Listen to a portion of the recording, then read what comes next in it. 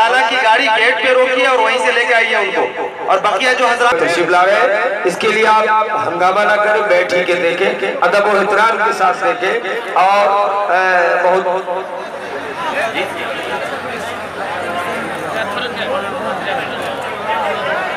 ठीक है, ठीक है, उधर कुर्सी लगा दीजिए, कुर्सी लगा दीजिए, यहाँ पे तो बैठ।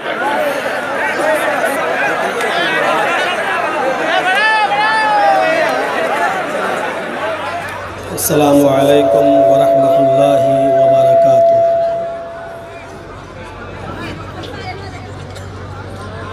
अल्हम्दुलिल्लाह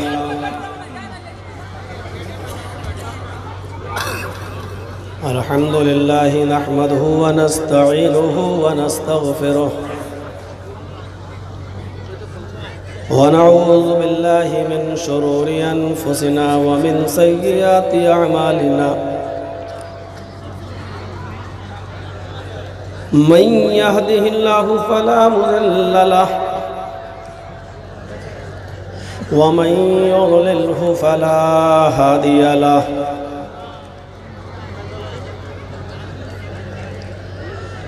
व अशहदु अल्ला इलाहा इल्लल्लाहु वहदहु ला शरीका लहु व अशहदु अन्न मुहम्मदन अब्दुहु व रसूलुहु।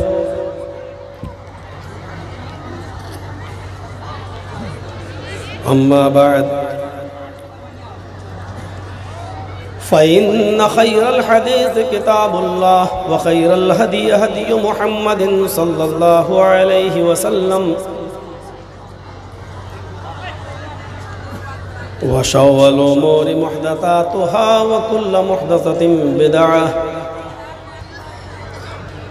व कुल्लु बिदअतिन ज़लालह व कुल्लु ज़लालतिन फिन्नार।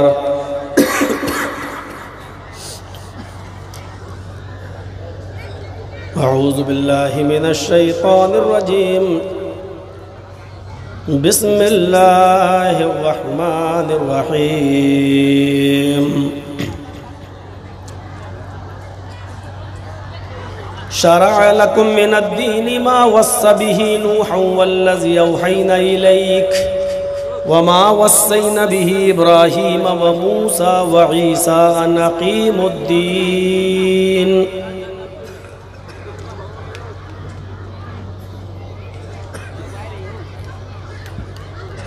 वक़ाल तआला वमन यब्तग़ि गैरल इस्लामि दीनन फ़लन युक़बल मिन्हु व हुवा फ़िल आख़िरति मिनल ख़ासिरीन।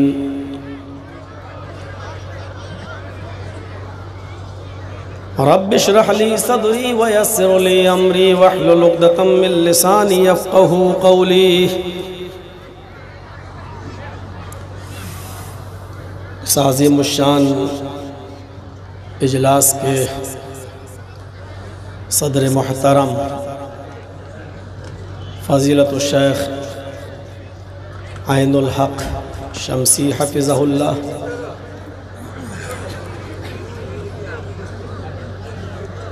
मोहतरम नाज़िम इजलास फ़ज़ीलतुश शेख जमील अख्तर शफ़ीक़ तैमी हफ़िज़हुल्लाह,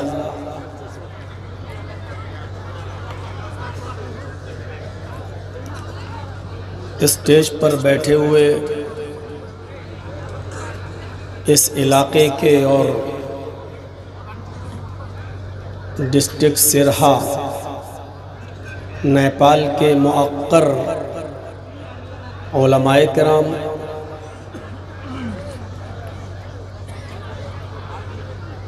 क़ुर्ब व जवार अतराफ़ व अकनाफ़ से तशरीफ़ लाए हुए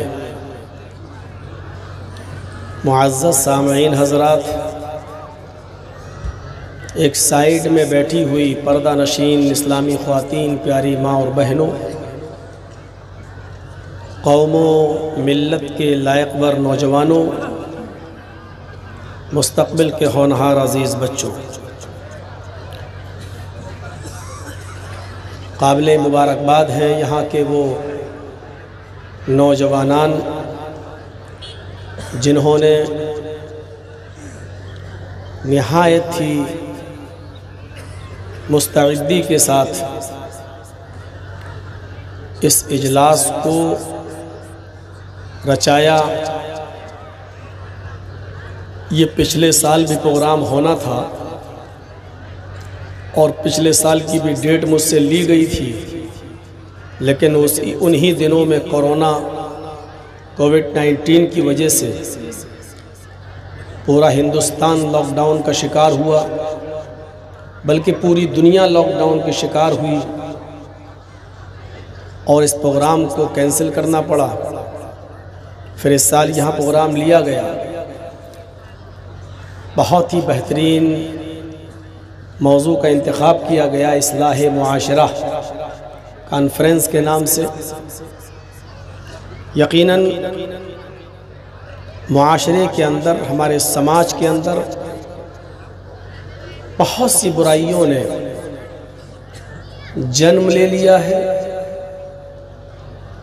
और वो बुराइयां इतनी गहरी जड़ों में पैवस्त हो चुकी है, उसने इतनी गहरी जड़ें उसकी पकड़ ली हैं कि उन बुराइयों को दूर करना हमारे समाज के लिए और मुआशरे के लिए और मुआशरे के सरवुर्दा लोगों के लिए यकीनन एक चैलेंज हो चुका है।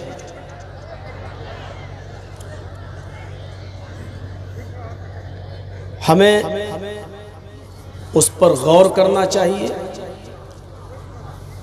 हमको भी एक टॉपिक दिया गया, लेकिन उस टॉपिक को मैं समझ ही नहीं पा रहा हूँ कि मौजू है क्या। दो उन्वान, दो टॉपिक लिखे हुए हैं। एक तो लिखा है जहेज़ की तबाहकारियाँ और दूसरा लिखा है कि इस्लाम मज़हब का तकाबुली जायज़ा। मैं खुद परेशान था कि बोलना किस पर है मुझे। बहरहाल स्टेज पर आया, बैनर देखा, इस्लाह मुआशरे में ये सारी चीज़ें आ ही जाती हैं, तो मैंने इसी को अपना एक मौजू बनाया। हमारे मुआशरे में शिर्क भी है, हमारे मुआशरे में बिदअतों ने भी रवाज पाया हुआ है, हमारे मुआशरे के अंदर नमाज से गफलत भी बढ़ती जा रही है, निकाह के अंदर फजूल खर्ची भी बहुत हो रही है, शराब की भरमार है, और ख़ास तौर पे इस इलाके में नेपाल के अंदर तो जहाँ चाय की दुकान पर भी बिकती हो,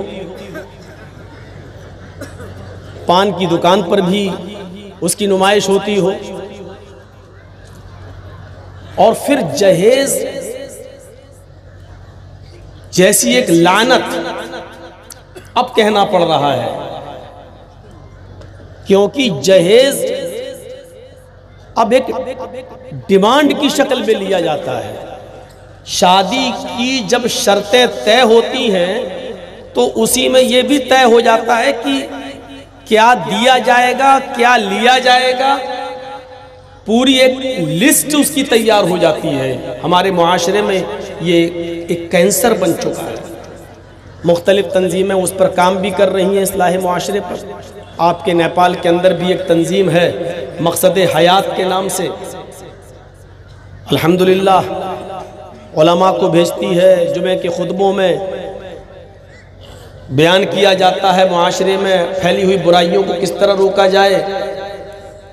जहेज़ जैसी लानत को ख़त्म करने की कोशिश भी हो रही है, और ये तंजीम किसी हद तक अपने मकसद में बहुत कामयाब भी है। थोड़ा सा ज़रूरत है थोड़ी सी आपके ताउन की, आपके हाथ रखने की, आपके सपोर्ट की।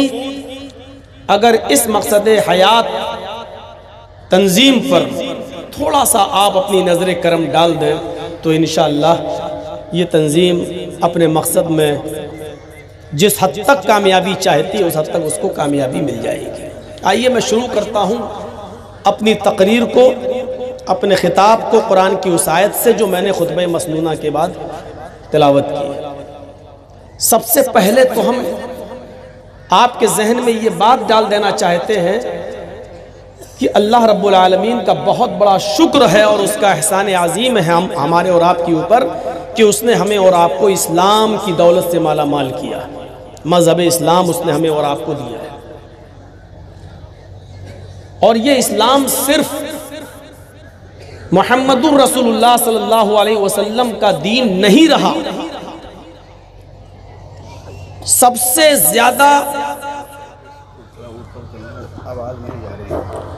سے زیادہ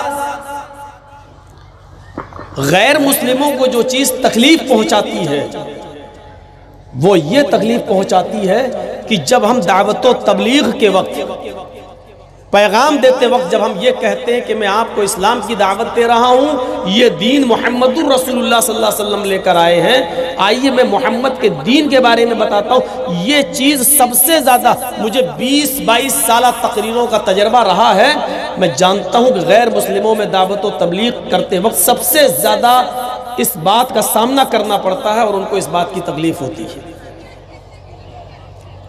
اور تکلیف ہونا بھی چاہیے، کیونکہ ہم نے اسلام کو محمد الرسول اللہ صلی اللہ علیہ وسلم سے جوڑا ہے، جبکہ یہ اسلام آدم علیہ السلام سے لے کر محمد الرسول اللہ صلی اللہ علیہ وسلم تک جتنے بھی نبی اور جتنے بھی پیغمبر اس دنیا میں آئے، سب کا دین ہی اسلام تھا۔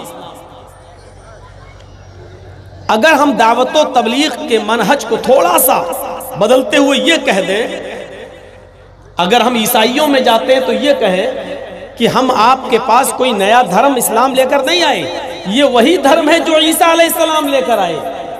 اگر میں یہودیوں میں جاؤں اور آپ یہودیوں میں جائیں تو تھوڑا سا اپنا منہج بدل کر یہ کہہ دیں کہ میں آپ کے پاس کوئی نیا دھرم لے کر نہیں آیا ہوں، یہ وہی دھرم ہے جو موسیٰ علیہ السلام موسیس لے کر آئے۔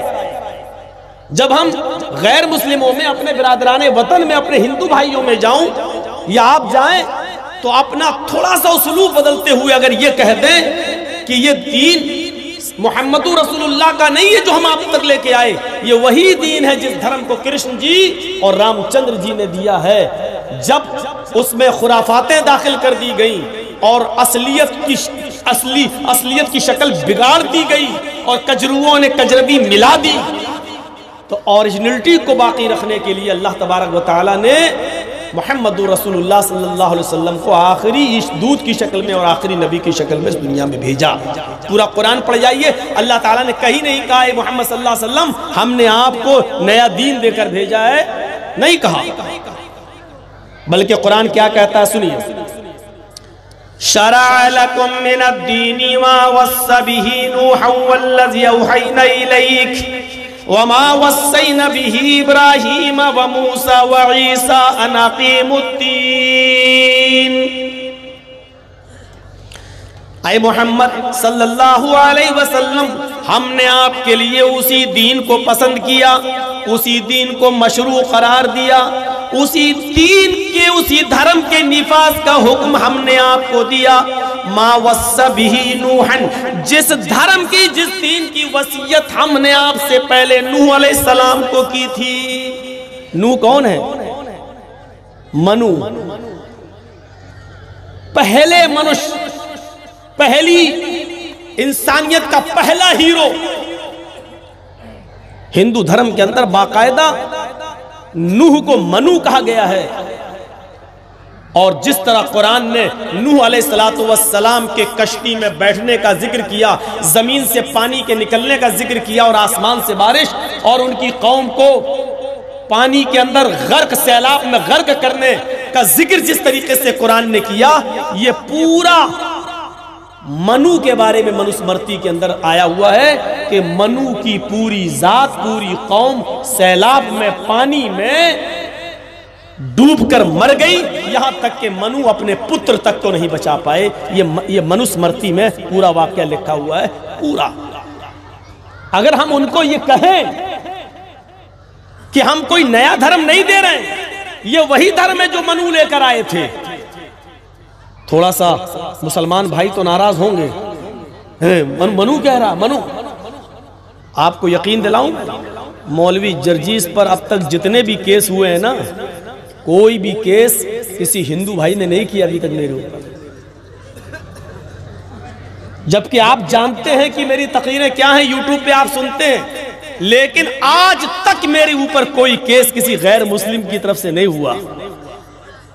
جتنے بھی کیس ہوئے ہیں سب اپنوں کی طرف سے ہوئے۔ اس گھر کو آگ لگ گئی گھر کے چراغ سے۔ یہ میں بتاؤں، تھوڑا سا اسلوب ہمیں بدلنا پڑے گا۔ قرآن خود کہہ رہا ہے، اے محمد صلی اللہ علیہ وسلم، ہم نے آپ کو کوئی نیا دین دے کر نہیں بھیجا، یہ وہی دین ہے جو آپ سے پہلے ہم نے نوح کو دے کر بھیجا تھا۔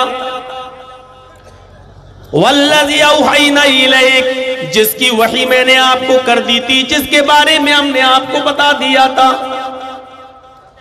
وَمَا وَصَّيْنَا بِهِ إِبْرَاهِيمَ وَمُوسَى وَعِيسَى أَنْ أَقِيمُوا الدِّينَ،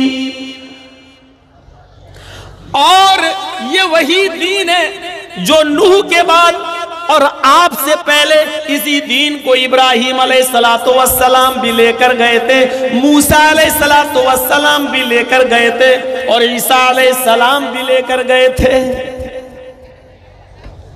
یہی موسیٰ کا بھی دین ہے، یہی عیسیٰ کا بھی دین ہے۔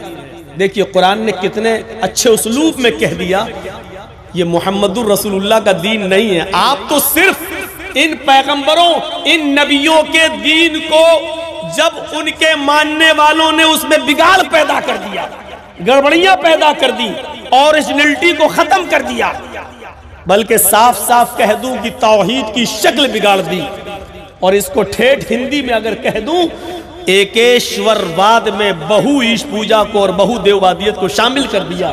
ایک اللہ کی عبادت کو چھوڑ کر بہت سے دیوی دیوتاؤں اور بہت سے خداؤں کی جب پوجا کی جانے لگی، تب اللہ رب العالمین نے اس توحید کو برقرار رکھنے کے لیے، ایکیشور واد کو اپنی اصلی شکل میں قائم کرنے کے لیے نبیوں کو بھیجتا رہا، اور انت میں لاسٹ میں جناب محمد رسول اللہ صلی اللہ علیہ وسلم کو بھیجا۔ اسی لیے آپ دیکھ لیجئے مول منتر میں کبھی کمی بیشی نہیں ہوئی۔ سارے دھرموں کا مول منتر ایک ہے، سارے مذہب کا مول منتر ایک ہے، سارے دھرم کا کلمہ بھی ایک ہے، آج تک ایک ہے، ایک چلا رہا ہے اور آج تک ایک ہے، اور اسی کو قرآن نے ان شبدوں میں کہا ہے، قُلْ يَا أَهْلَ الْكِتَابِ تعالوا الى كلمة سواء بيننا وبينكم ألا نعبد إلا الله ولا نشرك به شيئا ولا يتخذ بعضنا بعضا أربابا من دون الله۔ قرآن اس بات کا اقرار کر رہا ہے، اے محمد صلی اللہ علیہ وسلم آپ اناؤنسمنٹ کر دیجئے، اے محمد صلی اللہ علیہ وسلم آپ دنیا والوں میں اعلان کر دیجئے، آپ کہہ دیجئے یا اہل الکتاب، اے اہل کتاب آؤ آؤ، اے یہودیوں آؤ، اے عیسائیوں آؤ، اے زبور والوں آؤ۔ کیوں لڑتے ہو دھرم کے نام پر؟ کیوں لڑتے ہو ذات اور قوم کے نام پر؟ کیوں لڑتے ہو اپنی شکشاؤں کے نام پر؟ کیوں لڑتے ہو مول منتر کے نام پر اور دھرم کے نام پر؟ کیوں اختلاف کرتے ہو؟ اے یہودیوں، اے عیسائیوں، اے زبوریوں آؤ، تعالو آؤ، کہاں آؤ؟ الى کلمت سواء بیننا وبینکم، آؤ ہم تم ایک ایسے کلمے پر متفق ہو جائیں، آؤ ایک ایسے کلمے پر جمع ہو جائیں، آؤ ایک ایسے مول منتر کی طرف، آؤ ایک ایسے کلمے کی طرف جو ہمارے اور تمہارے درمیان سمانتا رکھتا ہے، ہمارے اور تمہارے درمیان مساوی ہے، ہمارے اور تمہارے درمیان برابر ہے۔ جو کلمہ تمہارا ہے وہی کلمہ ہمارا ہے، کم سے کم اس کلمے کی بنیاد پر تو ایک ہو جاؤ، کیوں لڑ رہے ہو؟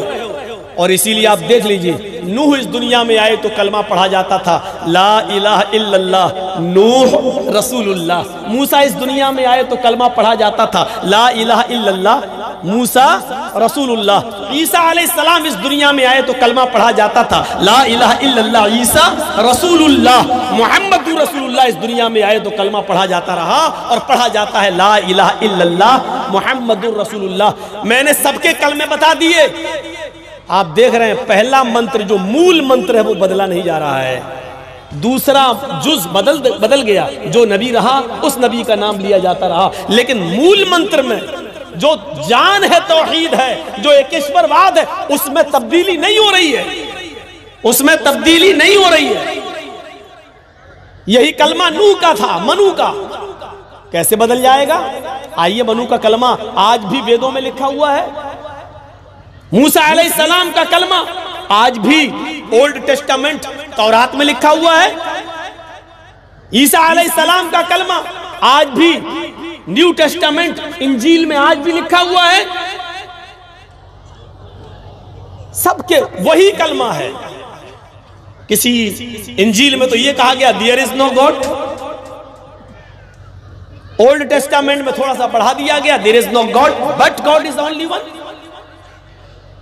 اور منو کا یہ کلمہ آج بھی موجود ہے، ایکم برہما دتیے ناستے نے ناستے کنچن، اور اسلام کا یہ کلمہ آج بھی موجود ہے، لا الہ الا اللہ۔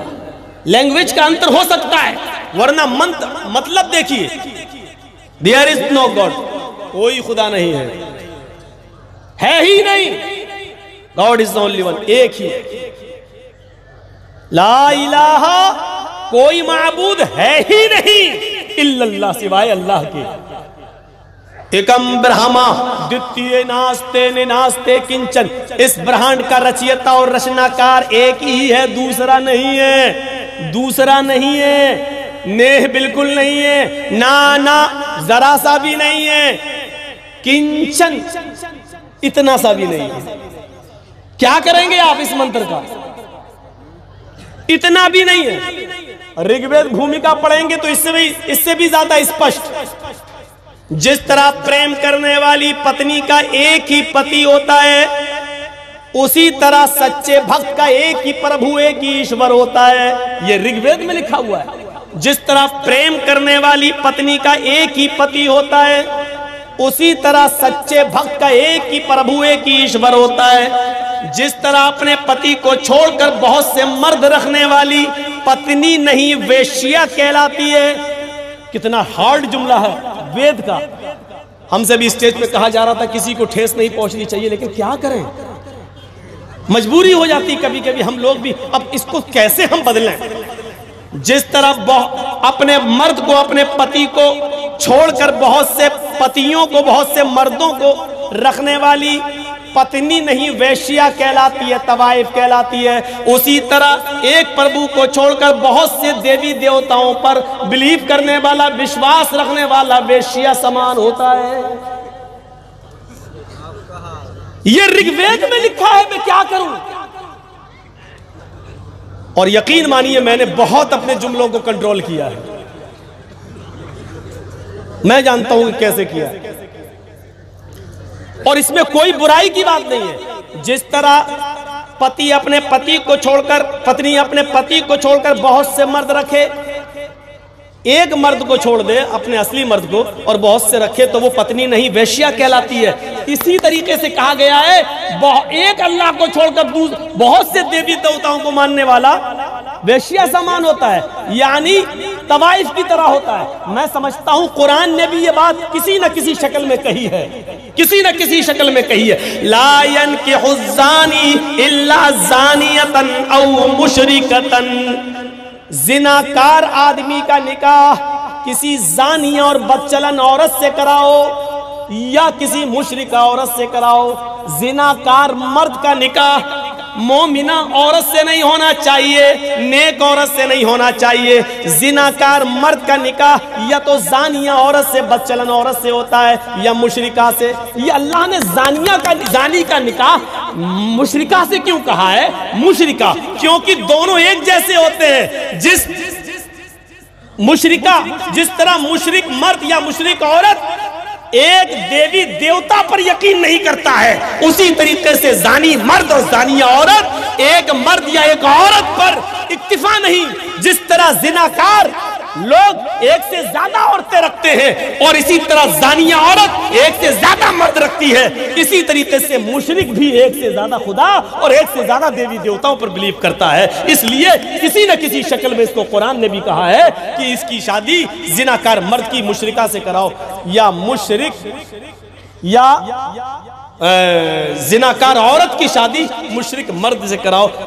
کیونکہ دونوں میں سمانتا پائی جا رہی ہے، برابری پائی جا رہی ہے۔ زناکار مرد یا عورت کی ایک بیوی اور ایک عورت اور ایک مرد نہیں ہوتا، اسی طریقے سے مشرک کا بھی یہ خدا نہیں ہوتا۔ کتنے صریح لفظوں میں کہہ دیا۔ آؤ ایک ایسے کلمے کی طرف جو ہمارے اور تمہارے درمیان برابر ہے، اللہ نعبد الا اللہ، وہ یہ کہ ہم اللہ کے علاوہ کسی اور کی عبادت نہیں کریں گے۔ یہ سب میں ہے، سب میں اللہ کے علاوہ کسی کی عبادت نہیں ہونی چاہیے، نہیں۔ ہندو دھرم کے اندر ایک کتاب ہے گروڑ پران، بڑا ٹف نام ہے، ہم لوگوں سے بھی بگڑ جاتا ہے کبھی کبھی۔ گروڑ پران، اس میں یہاں تک لکھا ہے نہ وہ برہما وہ پربھو نہ لکڑی میں ہے نہ پتھر میں ہے، وہ نہ دھرتی میں ہے نہ چندرما میں ہے نہ سورج میں ہے، وہ تو بھاؤ میں ہے احساس میں ہے۔ مورخ لوگ لکڑی میں پربھو کو ڈھونڈتے ہیں، پتھر میں ڈھونڈتے ہیں۔ مورخ لوگ ہیں وہ جو لکڑی میں ڈھونڈتے ہیں، مورخ ہیں وہ لوگ جو پتھر کی مورتی میں پربھو یعنی ایشور کو ڈھونڈتے ہیں۔ مورخ، یہ گروڑ پران کہہ رہا ہے کہ مورخ ہیں وہ لوگ، پاگل ہیں وہ لوگ۔ میں سمجھتا ہوں اسی کو کسی نہ کسی شکل میں قرآن میں بھی کہہ دیا گیا ہے، ان الذین تدعون من دون اللہ لن يخلقوا ذبابا ولو اجتمعوا له، اللہ کو چھوڑ کر تم جن کو پکار رہے ہو، جن سے حاجت روائی و مشکل کشائی کا سوال کر رہے ہو، یہ اتنے بے بس اور اتنے کمزور ہیں کہ یہ سب مل جائیں تو ایک مکھی بھی پیدا کرنے کی طاقت نہیں رکھتے۔ وَإِن يَسْلُبْهُمُ الذُّبَابُ شَيْئًا، مکھی اگر ان کے ہاتھ سے کھانے پینے کی کوئی چیز لے کر اڑ جائے، چلی جائے، مچھلی ان سے کچھ، مکھی ان سے کچھ چھین لے، تو یہ سب مل کر اس مکھی سے وہ چیز واپس لینے کی بھی طاقت نہیں رکھتے۔ ضعف الطالب والمطلوب، مانگنے والا بھی کمزور، جس سے مانگا جا رہا ہے وہ بھی کمزور، کمزور سے مانگ رہا ہے، بے بس سے مانگ رہا ہے، لاچار کے پاس جا رہا ہے، اور صاف لفظوں میں کہہ دوں بھکاری سے مانگ رہا ہے۔ یہ ہوا ٹھیٹ اپنی بھاشا میں ترجمہ، بھکاری سے مانگ رہا ہے، مانگنے والا بھی بھکاری، جس سے مانگ رہے وہ بھی اوپر والے کا بھکاری رہا۔ واللہ غنی، اللہ غنی، انتم الفقراء، تم سب فقیر ہو، واللہ غنی حمید، ساری چیزوں سے بے نیاز اور قابل تعریف اگر کوئی ہے تو وہ صرف اللہ کی ذات ہے، اللہ کے علاوہ سب فقیر ہیں۔ انتم الفقراء، تم سب فقیر ہو، اللہ نے صاف کہہ دیا۔ یہ ہوا قرآن کی وہ آیت جو ہمارے ہندو بھائیوں کی تصدیق کر رہی ہے۔ کیا کہہ رہی ہے؟ ایک ہی کلمہ ہے، ایک ہی کلمہ۔ اور ایک چیز اور بتاؤں، اللہ تعالیٰ نے نوح علیہ السلام کا نام لیا، لیکن نوح علیہ السلام کی قوم کا ذکر آپ کو نہیں ملے گا۔ موسیٰ علیہ السلام کا نام لیا تو موسیٰ پر اتری ہوئی کتاب کون سی ہی؟ تورات۔ عیسیٰ علیہ السلام کا نام لیا تو عیسیٰ علیہ السلام پر کون سی کتاب نازل کی گئی؟ انجیل۔ اور محمد رسول اللہ کا ذکر ہوا ہے، کون سی کتاب اتری؟ قرآن۔ اللہ نے نوح کا نام بھی لیا، لیکن نوح پر کون سی کتاب اتاری پتہ نہیں، ذکر نہیں ہے۔ موسیٰ کی قوم معلوم ہے، یہودی، عیسیٰ کی قوم معلوم ہے، عیسائی، محمد کی قوم معلوم ہے، مسلم، لیکن نوح کی قوم کون سی ہے پتہ ہی نہیں۔ لیکن نوح کی قوم ہے۔ آئیے بخاری شریف کی حدیث میں ڈھونڈتے ہیں، اللہ رب العالمین، اللہ کے نبی صلی اللہ علیہ وسلم فرماتے ہیں کہ قیامت کا دن ہوگا، بخاری کی روایت، قیامت کا دن ہوگا، اللہ رب العالمین قوم نوح علیہ السلام سے سوال کرے گا کہ اے نوح، ہم نے تمہیں جو دعوت دے کر، جو پیغام دے کر بھیجا تھا، کیا آپ نے اپنی قوم کے اندر وہ پیغام دے دیا ہے؟ کیا آپ نے اپنی اس ڈیوٹی کو پوری ذمہ داری کے ساتھ نبھایا؟ اللہ رب العالمین کے اس حکم کے بعد نوح علیہ السلام کہیں گے اے میرے پروردگار، اے میرے رب، ہاں تو نے مجھے جو ذمہ داری دے کر بھیجا تھا میں نے اس کو پوری ایمانداری کے ساتھ اور امانت داری کے ساتھ اس کو ادا کر دیا ہے۔ یقین نہیں آتا تو میری قوم سے پوچھ لے۔ جب اللہ تعالیٰ قوم نوح سے سوال کرے گا، بخاری کے الفاظ، اللہ تعالیٰ قوم نوح سے پوچھے گا، اے نوح، کیا تمہارے پاس کوئی ڈرانے والا آیا تھا؟ کیا تمہارے پاس کوئی پیغمبر نہیں آیا تھا؟ کیا تمہارے پاس کوئی ڈرانے والا نہیں آیا تھا؟ کیا تمہارے پاس کوئی کتاب نہیں آئی تھی؟ تو قوم نوح جواب دے گی، اے اللہ، میرے پاس ڈرانے والا تو آیا تھا، میرے پاس کوئی سچیت کرنے والا تو آیا تھا، کوئی اللہ کے عذاب سے ڈرانے والا تو آیا تھا، توحید کی دعوت لے کر تو کوئی آیا تھا، لیکن اے اللہ وہ کون تھا یہ مجھے نہیں معلوم، وہ کون تھا وہ مجھے نہیں معلوم۔ یہ بخاری کی حدیث میں لکھا ہے، قوم نوح کہہ دے کہ اللہ کوئی آیا تو تھا لیکن کون تھا یہ ہمیں نہیں معلوم۔ اب دیکھیے ہندوؤں کے بڑے سے بڑے پنڈتوں کو آپ بٹھا لیجئے،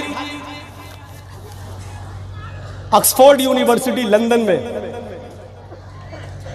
4 دوست اس میں تعلیم حاصل کر رہے ہیں، ایک یہودی، ایک عیسائی، ایک مسلمان، ایک ہندو، چاروں انڈیا کے۔ جو ہندو ہے اس کا نام ہے کرشنا مینن۔ چاروں دوست کھانے کی ٹیبل پر بیٹھے ہوئے اور کھانا کھا رہے ہیں، اچانک ذکر چھڑ گیا۔ ایک مسلمان سوال کر رہا ہے، یہ میرا عیسائی دوست ہے، اس سے پوچھو کہ تم کس نبی کو مانتے ہو؟ یہ کہے گا جیسس، عیسیٰ علیہ السلام کو۔ یہ ہمارا یہودی دوست ہے، اس سے پوچھو کہ تم کس کو مانتے ہو؟ وہ کہے گا موسیس، موسیٰ علیہ السلام کو۔ میں مسلمان ہوں، اگر مجھ سے کوئی پوچھے تم کس نبی کو مانتے ہو تو میں کہوں گا محمد رسول اللہ صلی اللہ علیہ وسلم کو۔ ایمان تو میرا سب نبیوں پر ہے، لیکن پیروی کس کی کرتے ہیں، اطاعت کس کی؟ محمد رسول اللہ صلی اللہ علیہ وسلم کی۔ ان کو اپنے نبی کا نام معلوم ہے، ان کو اپنے نبی کا نام معلوم ہے، مجھے اپنے نبی کا نام معلوم ہے۔ آئے کرشنا، تم بھی ہمارے دوستوں انڈیا سے بلونگ کرتے ہو، ذرا یہ بتاؤ کہ تم کس نبی کو مانتے ہو، تمہارا نبی کون ہے؟ کرشنا مینن خاموش۔ اس مسلمان نے سوال کیا، ہمارے نبی محمد رسول اللہ پر قرآن اترا، ان کے نبی موسیٰ پر تورات اتری، ان کے نبی عیسیٰ پر انجیل اتری۔ اے میرے دوست کرشنا، تمہارے نبی پر کون سی کتاب اتری؟ اس نے جھٹ سے کہہ دیا چاروں وید۔ وید آسمانی کتاب، آکاشی کتاب اس نے کہہ دیا۔ اب دیکھیے اس مسلمان نے پھر سوال گھما کر دیا، اے کرشنا، وید آسمانی کتاب مانتے ہو تم، تو ہمیں معلوم ہے میری آسمانی کتاب قرآن ہے، اس کو لانے والے محمد رسول اللہ ہیں۔ یہ عیسائی ہے، یہ جانتا ہے کہ انجیل آسمانی کتاب اور اس کتاب کو لانے والا نبی عیسیٰ ہے، اور یہ یہودی ہے، یہ بھی مانتا ہے کہ ہماری آسمانی کتاب تورات ہے اور اس کتاب کو لانے والے نبی موسیٰ ہیں۔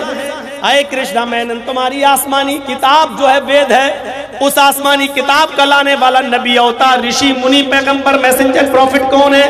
کرشنا مینن پھر خاموش۔ کہنے لگا کتاب تو آسمانی ہے، آکاشی ہے، لیکن اس کتاب کا لانے والا کون ہے ہمیں نہیں معلوم۔ آج بھی ہندو قوم ایک ایسی قوم ہے جس کو وید آسمانی کتاب تو مانتی ہے، لیکن اس کتاب کا لانے والا نبی کون ہے وہ کہتی ہے ہمیں نہیں معلوم۔ اور قیامت کے دن نوح علیہ السلام کی قوم یہ کہے گی کہ اے اللہ میرے پاس آسمانی کتاب تو آئی تھی، ڈرانے والا تو آیا تھا، لیکن کون تھا یہ ہمیں نہیں معلوم۔ بخاری کی اس حدیث سے کسی حد تک کلیئر ہو رہا ہے کہ ہو سکتا ہے ہندو دھرم کا تعلق حضرت نوح علیہ السلام سے گہرا ہو۔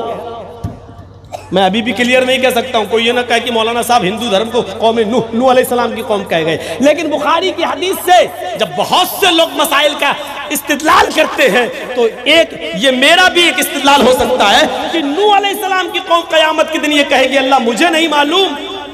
آیا تو تھا کوئی، لیکن کون آیا تھا یہ مجھے نہیں معلوم۔ اور ہندو دھرم ایک ایسی قوم ہے جو یہ کہتی ہے کہ میرے پاس ڈرانے والا نبی تو آیا تھا، لیکن کون تھا یہ مجھے نہیں معلوم، یہ مجھے نہیں معلوم۔ اور پھر سب سے پرانا دھرم، پراچین دھرم ہندو دھرم، اور مورتی کی سب سے پہلی پوجا اور مورتی کی سب سے پہلی تپسیا اور عبادت اور مورتی پوجا سب سے پہلے اگر چلی ہے تو قوم نوح کے اندر۔ نوح علیہ السلام کے انتقال کے بعد نوح علیہ السلام کی قوم کے 5 بزرگ ود، سوا، یغوث، یعوق، نصر، ان 5 بزرگوں کی مورتیاں بنا کر سب سے پہلے مورتی کی پوجا کی شروعات نوح علیہ السلام کے زمانے سے ہو رہی ہے، نوح کے انتقال کے بعد نوح کی قوم سے ہو رہی ہے۔ اور آپ جانتے ہیں کہ ہندو دھرم کے اندر مورتی پوجا سے نیچے کوئی شروعات ہی نہیں ہوتی ہے، اور یہ بھی بہت پراچین قوم ہے، پرانی قوم ہے، اور یہ اسی زمانے سے مورتی پوجا کرتی چلی آ رہی ہے۔ بتائیے، اسلوب بدل دو، یہ کہنے کی ضرورت نہیں کہ یہ محمد صلی اللہ علیہ وسلم کا دین ہے، یہ کہہ دو کہ محمد صلی اللہ علیہ وسلم تھے، ہمارے نبی ہیں، لیکن یہ وہ نبی ہے، انہوں نے کوئی نیا دین نہیں دیا، یہ وہی دین ہے جو منو لے کر آئے، جو کرشن جی لے کر آئے، جو رام چندر جی لے کر آئے۔ رام چندر جی کا کیا دھرم تھا آپ تو جانتے ہیں، میری کسی تقریر میں دیکھ لیجئے، والمیکی رامائن، یہ والی نہیں، یہ جو ابھی چلی ہے، یہ تو ابھی لکھی گئی ہے کچھ دن پہلے، تلسی داس جی والی رامائن کا تو وجود ابھی سے ہوا ہے، زیادہ دن نہیں ہوئے۔ رام چرت مانس کا پرانی رامائن جو 2000 سال پہلے لکھی گئی تھی ہندو دھرم کے آستھا اور عقیدے کے مطابق، 2000 سال پرانی جو کتاب ہے ان کی والمیکی رامائن، اس میں آج بھی لکھا ہوا ہے کہ جب راوڑ سیتا کا ہرن کر کے لے گیا اور ہنومان اور لکشمن جب تلاش کر کے سیتا کو لے کر آئے تو سیتا جی اپنے پتی رام چندر جی کا آشیرواد لینے کے لیے ان کے پیروں پہ گر پڑی اور ان کے پیر چھونے لگی کہ مجھے آشیرواد دو، آپ کے آشیرواد سے میں بچ گئی۔ اور ہنومان جی نے اور لکشمن نے ہم کو راوڑ کے چنگل سے نکال لیا اور بچا لیا، اور راوڑ ہماری عزت پر ہاتھ نہیں ڈال سکا، یہ لوگ ہمیں بچا کر لائے۔ تو رام چندر جی کے جب پیر چھوئے، اپنے پتی کے جب پیر چھونے لگی تو والمیکی رامائن میں لکھا رام چندر جی نے اٹھا لیا اپنی پتنی کو، پیر نہیں چھونے دیے، یہ کاندھا پکڑا اور کھڑا کر دیا اور کیا کہا، رام رامائے نمہ رام رامائے ستیم استی، ہے سیتا میں تیرا رام ہوں، رام رامائے، تیرے رام کا رام ہے اوپر والا۔ جب آئے آ جائے سنسکرت بھاشا میں رام رامائے، تو آئے جب آ جائے تو اس کا مطلب کا لیے، کے لیے، کو لیے، کا کے کی کا ترجمہ ہو جاتا ہے۔ رام رامائے، رام کے رام کو نمہ نمسکار کرو، پرنام کرو، سر جھکاؤ، رام رامائے نمہ رام رامائے ستیم استی، ہائے سیتا تو میرے پیر کیوں چھو رہی ہے، میرے پیر کیوں پکڑ رہی ہے، میرے سامنے کیوں جھک رہی ہے، میں تیرا رام ہوں اور رام کا رام ہے اوپر والا، رام رامائے نمہ، سیتا رام کے رام کو پرنام کرو، میں تیرا رام ہوں، اپنے رام کے سامنے مت جھکو، اس رام کے سامنے جھکو جو تیرے رام کا بھی رام ہے۔ رام چندر جی نے اپنی پتنی کو پیر نہیں چھونے دیے، اپنے سامنے سر نہیں جھکانے دیا، اپنے سامنے جھکنے نہیں دیا۔ رامائن کی یہ پنکتی کسی نہ کسی شکل میں سنن نسائی اور ابن ماجہ کے صفحات پر دیکھی جا سکتی ہے۔ اللہ کے نبی جناب محمد رسول اللہ صلی اللہ علیہ وسلم کے پاس جب ہیرا شہر سے ایک صحابی آئے، کہنے لگے کہ اللہ کے رسول، ہم نے ہیرا شہر کے اندر یہودیوں اور عیسائیوں کو دیکھا ہے کہ وہ اپنے اپنے بادشاہوں کے سامنے سجدہ کر رہے ہیں، آپ زیادہ حقدار ہیں کہ ہم آپ کو سجدہ کریں، آپ زیادہ حقدار ہیں، جب وہ لوگ اپنے بادشاہوں کے سامنے سجدہ کر سکتے ہیں تو ہم اپنے رسول کے لیے، اللہ کے پیغمبر کے سامنے سجدہ کیوں نہ کریں؟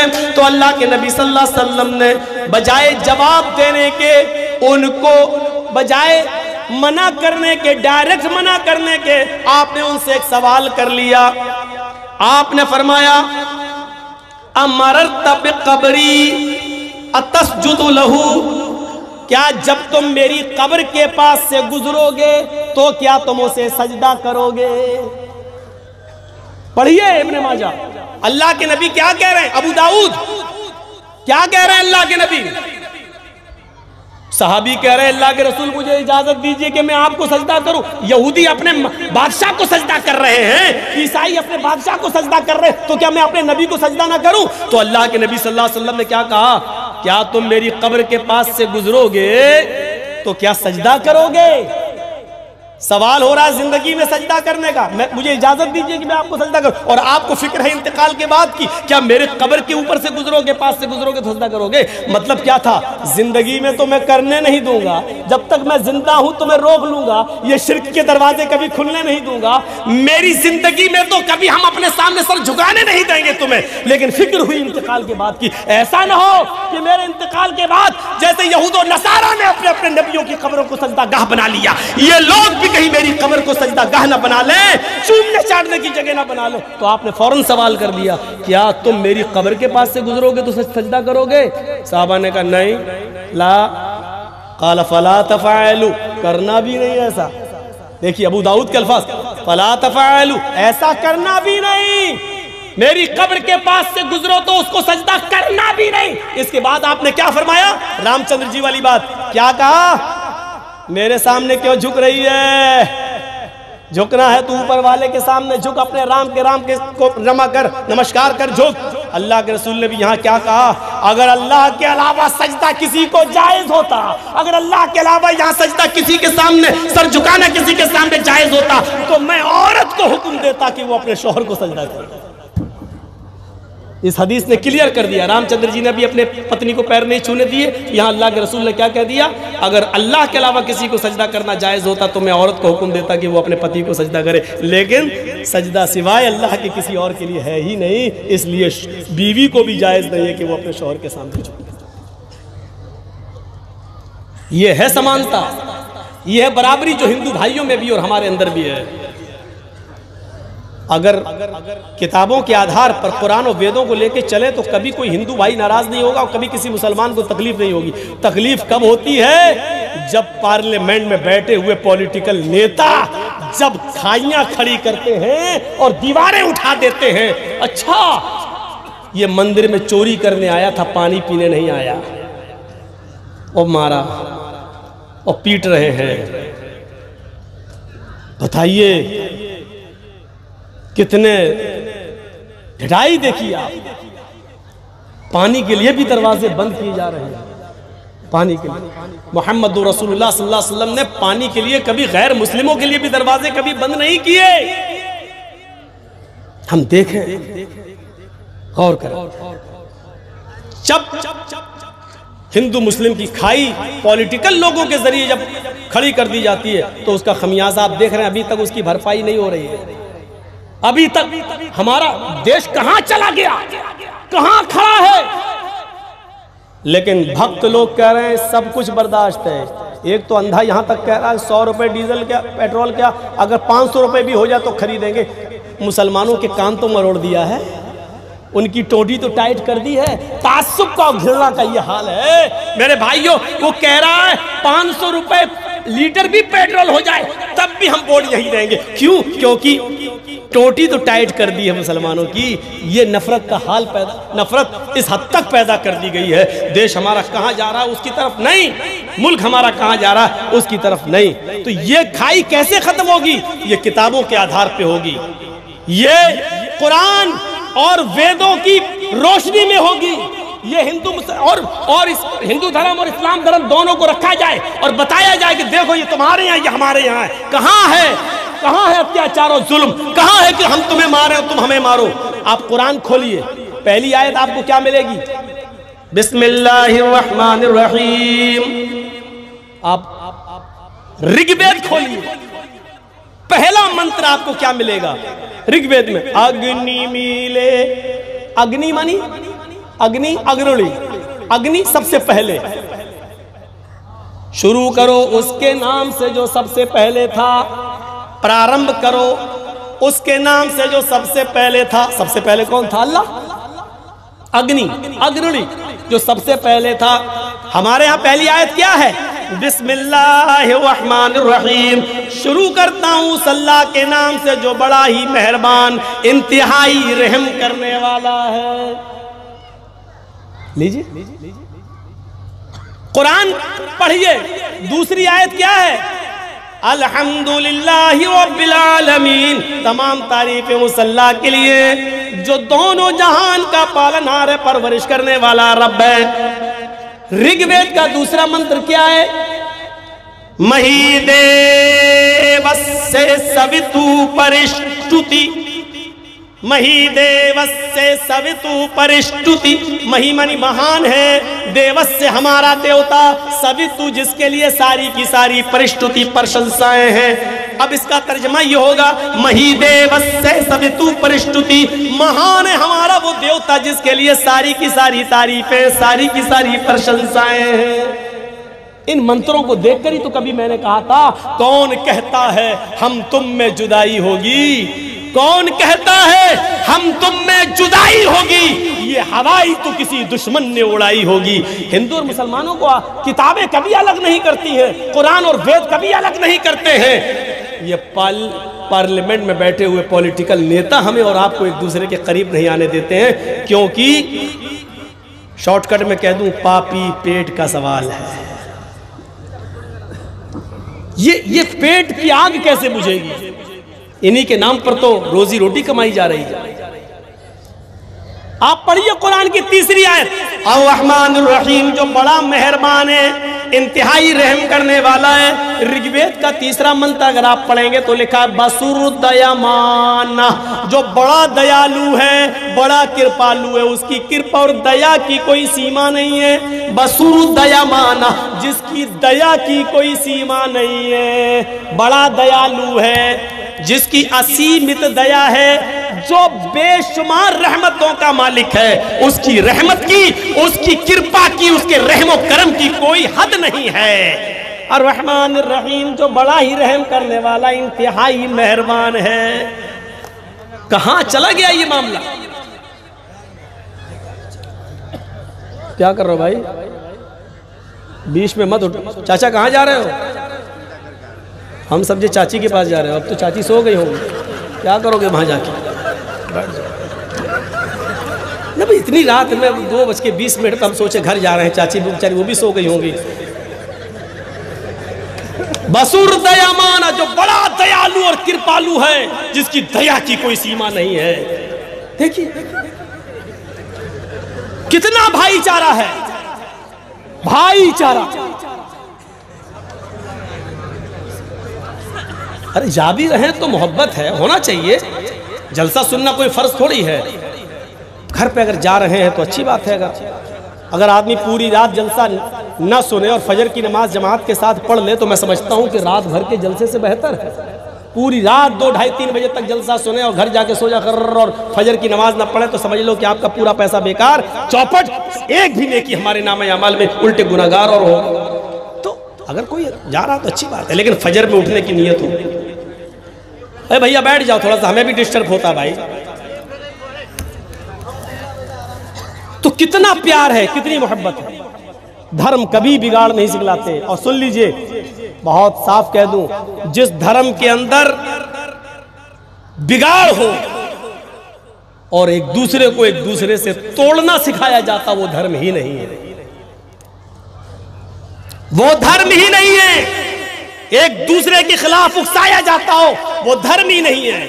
قرآن کریم انسانیت کی اور مانوتا کی سب سے بڑی مثال پیش کرتا ہے۔ کیا کہتا ہے؟ من قتل